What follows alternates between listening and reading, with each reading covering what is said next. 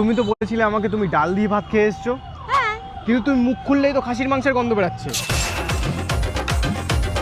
তুমি তো কালকে বলেছিলে যে তুমি অফিস পার্টিতে হলুদ শাড়ি পরে গেছো, তাহলে লাল কেন লাগছে? আরে লাইট আর এডিটের জন্য। বাহ বাহ, কি মানে তুমি এখন ডবল টাইমিং করছো।